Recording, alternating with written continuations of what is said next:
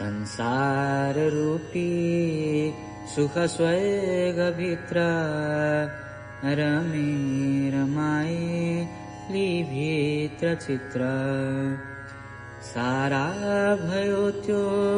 मरुभूमि तुल्य रातै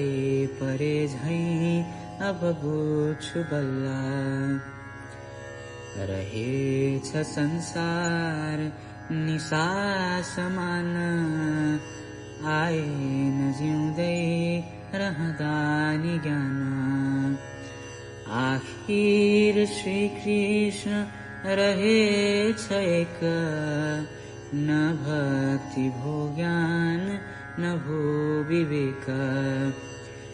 महामरुमा कण झैं तातो जलेर मर्दो पिनुआ